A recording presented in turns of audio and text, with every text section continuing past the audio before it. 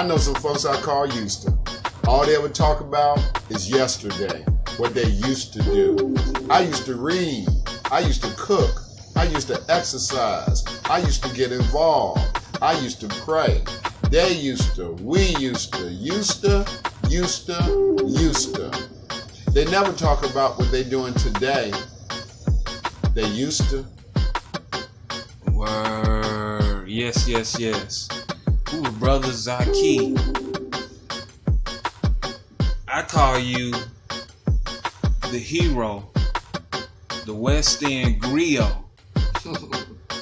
You know, for everything that you've done for the community, man. You're a stalwart. You're just you're an icon. You know. Thank you. I appreciate everything that you've done for the community.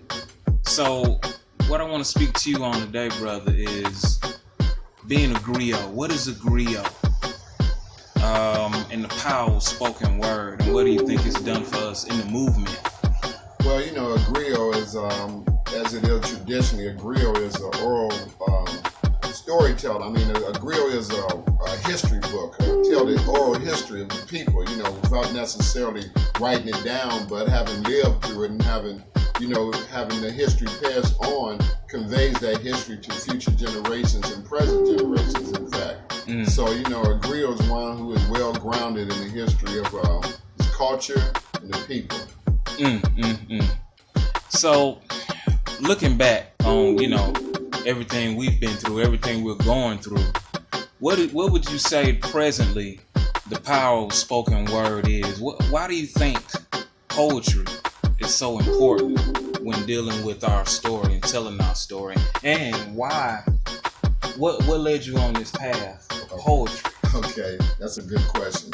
Well, I like the fact that you rephrased your question to poetry instead of spoken word. You know, I appreciate, you know, people sharing a mic and getting in front of our audience and sharing their poetry. But you know, when I think of the word, I'm careful about using that word spoken word, because to me, when you say spoken, that means something's already been said. Talk about To me, a poet is creating things that need to be discussed or brought to light.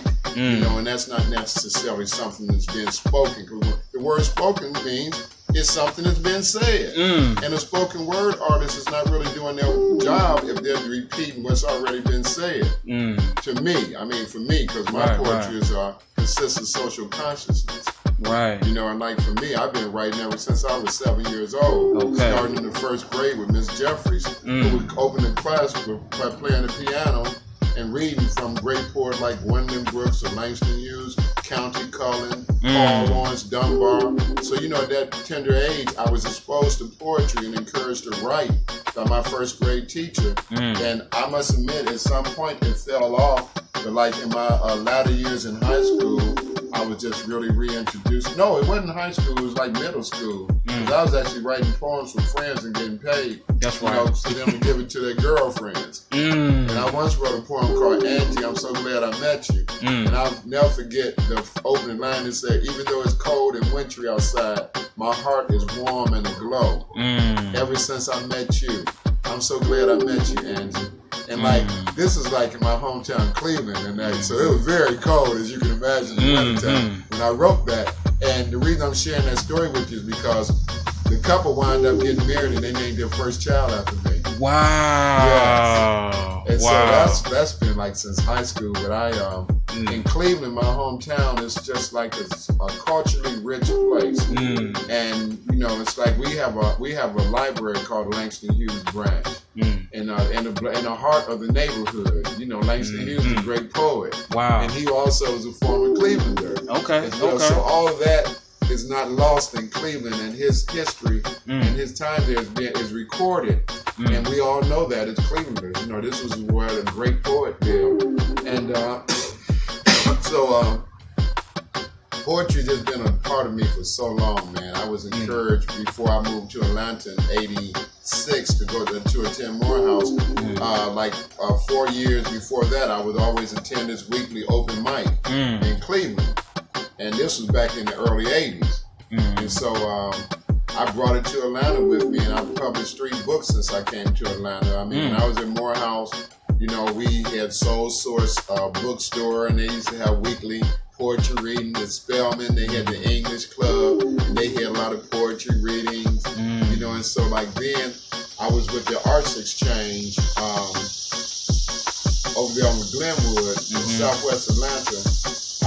They would have a lot of things like poetry readings and stuff, so I would attend those. And back in 1993, before the poetry explosion, myself and a notable poet, Elder Askia Touré, the author of From the Pyramids to the Projects, and he recently won literary awards, several literary awards. We formed this gathering called Club Kaumba in 1993 as an open mic poetry set. Wow. And whereas what we would do was a little different from most poetry sessions, like we would have like every third poet, after every third poet, we would let the audience and the people, we would critique the poem. So like when you come to Club Kaumba, you had to come right.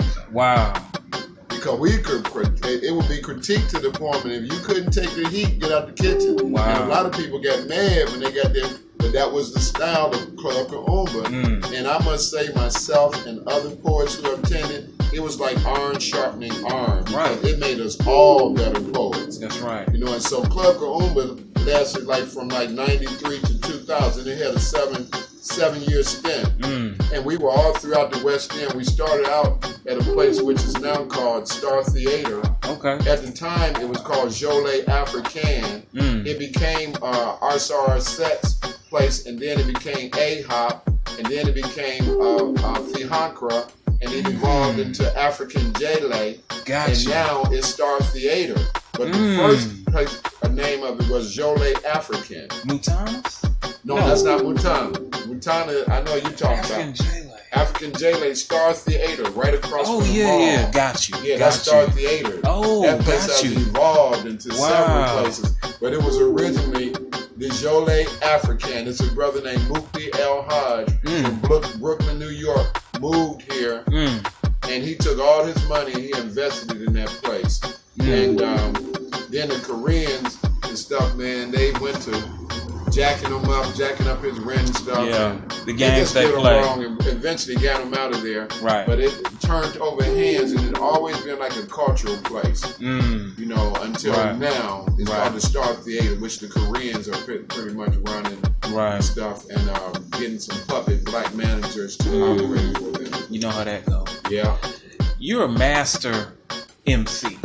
Oh, thank you. Most definitely. You know how to move the crowd. How do you, MC meaning master of ceremony, of course, as we all know. What's your secret to being a master of ceremony? Because how many years have you been an MC in Atlanta for the cultural events? I was an MC for the Malcolm X Festival for 12 years in a row.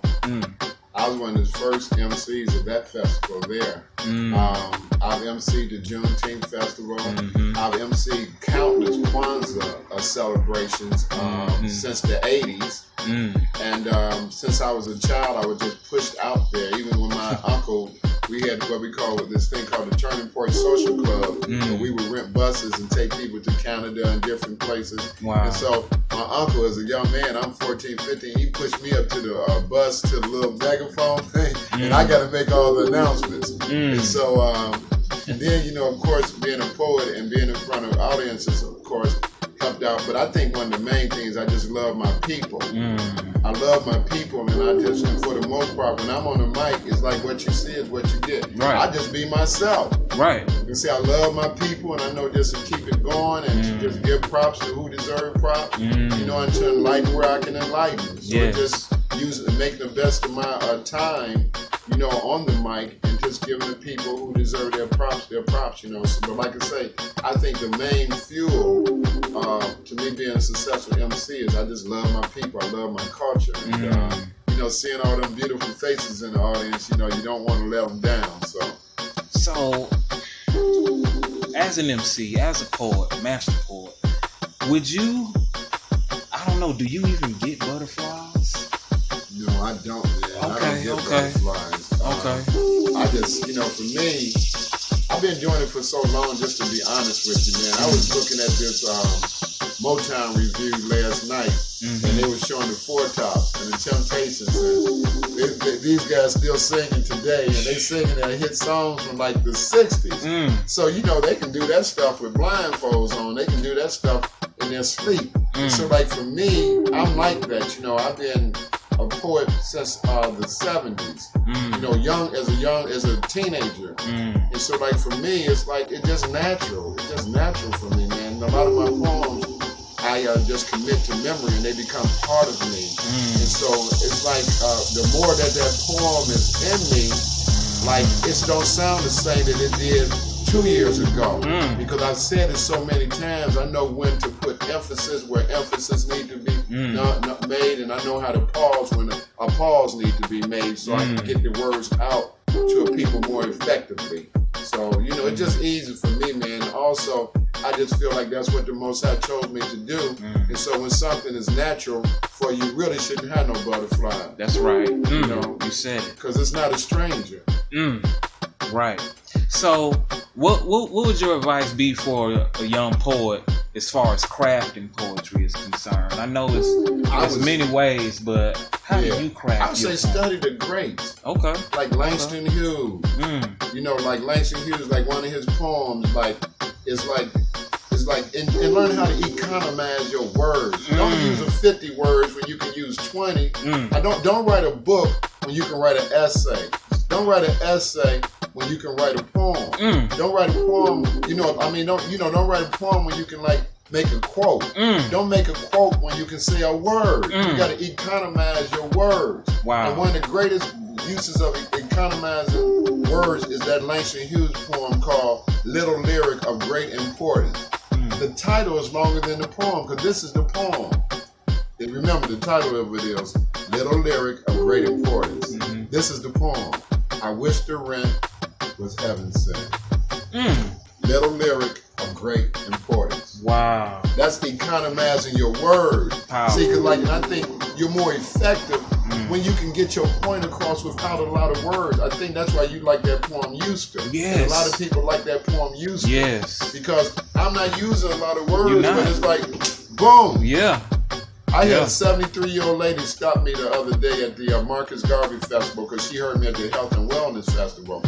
And she said, "Sir, did you do a poem last month at the Health and Wellness Festival?" It's like 2 words. I said, "Used to?" She said, "Yes." Yes. She said, "Sir, you shared about 3 other or more poems after that poem." She said, "I didn't hear nothing else after you said used to, because it left me." Right. She said that poem left me like that. Yes. And so what I'm saying, bro, is like, that's my advice to young poets. It's like, don't learn how to economize your words. Learn how to get your point. Because when you learn how to economize your words, it's going to make you work harder. It's going to make you hone your craft. It's going to make you think. And it's going to make you more effective with your message. Yes. Because, like, you know, sometimes, you know, they say an old story doesn't sound as sweet as a new one to the ear. You know, and so, like, when you go on and on and on, you can get people lost. Right. And, like, as a poet, if we can use just a few words, we're more effective. Right. Less is more. Less is more. That's what my friend, my art teacher, told me. He said, less is more. And that's what I say as far as a young person learning how to write poetry. And I say study the greats, like Paul Laurence Dunbar, Langston Hughes, Gwendolyn Brooks, County Cullen, and hosts of many, many more. But those, when you want to look at form and how to put a poem in writing, those are some of the best examples, and that's where I got mine from. Wow. And they can also study the album jackets of, like, Stevie Wonder, too. You can get those old album jackets. That's poetry. Yeah, the Sound of Philly, all of those Kenny Gamble, Leon Huff albums with the O.J. Schipperhoys, Family Reunion. If you want to learn how to write, look and take those and look and check those out. You'll be very effective, because all of those was mainly social conscious poetry, and they got their point across. Poetry changes people. I like what Soyinka said, the great Nigerian playwright. He said, art for art's sake. is the equivalent of deodorized dog shit. Yeah. You follow me? Yes. If you just doing that stuff, man, just for the sake of doing it, I mean, you ain't using your gift properly. That's my opinion. Because everybody ain't gifted to write poetry. Right. I have some people approach me and they say, Brother Zakee, you know what I like about that poem? He said, your poetry, you say, man, they say, you're saying what I'm thinking, but I don't know how to put it. I can't put in words like you. And see, that's my point. That's my point is that you got to learn how to economize your words and stuff. And like, if you're gifted as a poet, it's like those people said, you're saying what I can't put in words. So if you can do that, if you have that gift, you have a responsibility that comes along with that gift. Wow. Because everybody can't do it. Right. Everybody can't do it. So you got a responsibility that comes along with that. And when you look at where we are as a people today and where we have to go today, we need the poets. We need art. We need the artists and stuff. We need the visual artists. We need the musicians. We need all that because that's where our healing comes from. And we as an African people are left-brained people, and that's what stimulates us and motivates us to move forward. It was a reason why they banned the African drum. It was a reason for that. You cannot look at one video or one picture or go anywhere where the African drum is and don't see African people melanated and their antennas raised up. Wow. You can't go nowhere. That's why they took the African drum from us. Wow. The reason for that. And I respect, as an MC, the reason why I respect poetry so much is y'all are not confined to a beat. Right. You know, y'all not confined to a beat. So it's less rules, you know, so y'all have more freedom. And y'all don't have to use the beat as a crutch to penetrate the minds of people. True. You know, but just like you say, art can be used and it's supposed to be used to the benefit of the masses. That's right. Not as an impediment. You know what I'm saying? So I salute that. And you know, you from Cleveland, but you are a native son to Atlanta. I've been in 31 years. So I've been in Atlanta longer than Cleveland. See? And there it is. Yeah. So, and I love the ATL. Ain't no shame in my game. Have you seen the West End change? I have seen the West End change. I'm sitting on my porch right here, and I tell you, man, every 15 minutes or so, I see white folks in this neighborhood running, jogging, walking with their children in strollers and stuff. You know, and it's like, I mean, even walking in the nighttime and stuff and jogging, it's just amazing, you know. And then I see them and the groups of other white folks giving tours, pointing at houses and stuff. Right. You know, and like, it's like, I mean, they're here. They are. They're here. Most and you know something, it's a lot of the black homeowners sold their homes to them. Exactly. So, you know, it's like, I mean, a lot of people gave up on the community, and these people wind up buying these homes. And so that's the reality. The West End is integrated. Yeah. And big time. And another and man. It's 30% white at minimum. Wow. And one man's trash is another man's treasure. Yeah. You know? So, and the sad thing is about it is those MPU meetings, those neighborhood planning unit meetings, is more white folks attend that than black folks. So who making the decisions? Right. They pushed all the people out from across the street to warehouse. They're gonna have a brewery there, a pickle making plant, and something else. Already got a brewery right here, or a winery right here. Yeah, they got the little Mexican place up there. It's crowded now. All the white folk be over there.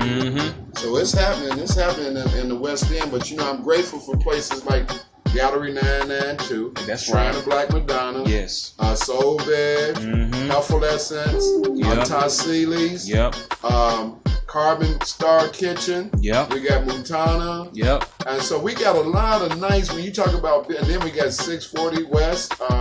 Used to be the Arena Center over there on Evans Street. We got Chateaurels. And we still got a lot of black flavor. It's just the residents over here is white folks. A lot of white folks move over here, and I ain't got no problems with white folks. Don't get me wrong. I don't hate nobody. Right, that's right. I ain't into that racism stuff, that's man. Right, that's but right. it's just the reality of the West End. Right. And that, like I'm saying, the saving grace about the flavor of the West End haven't changed. It has. In fact, they had to adapt to the West End flavor. They do. So I give them their props for that. They do. Because the West End flavor is not changed because of those businesses and institutions that I mentioned to you. We still got the Muslim community here.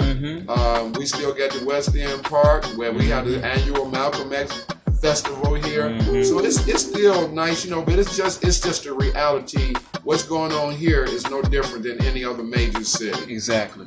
It's going on all over, and so that's not saying that we should approve of it or just relinquish our hopes or anything. And one other thing I can say in this community, what they're trying to do is preserve some housing for low-income people. They have programs and stuff that help them, acquire property and pay so much. So it's not like they're ignorant of it. Right. And there's not no actions being taken to keep a mixture of people here in this area. I got to give them their credit for that. Okay. I mean, there is some things happening to counter that. And we have to be informed. Exactly. So we got to be informed. Most definitely. So, in closing, brother, can you leave us with a piece? Okay. Let me see whatever you want to do. Okay. It's summertime. So I'm gonna share this. So I'm gonna share this poem with you. Awesome. The mercury is up, and cold drinks fill the cups. In the concrete jungles across the USA, the heat is having its say. Sandals, t-shirts, thin clothes, no clothes, AC, convertibles, and watermelon. Yeah, watermelon. Black folk be eating watermelon and the seeds, spending money on wants and sacrificing needs. The sound of music blare, and there's greenery everywhere. Downtown, the sound of iron doors slam, mothers pacing the floor, babies in jail and they gotta meet the bail. Whoo, it's hot as hell. And just before the fruit turned ripe, little Tony hit the pipe, died, and we cried. Victims of summer madness. Will this lead to winter sadness? This head contains many rhymes, as many as there are people committing crimes, standing in soup, welfare, unemployment, and HIV testing lines. Folks partying in the clubs and neighborhood bars, homeless people sleeping under the stars. Summer solstice babies are born, and every day folks are discovering the rose bears thorns. Whoo! It's hot as hell. Some folks stay cool by dipping in the pool, children out of school, hanging out with the pack. I wonder how many would make it back. They tell me it has nothing to do with being black.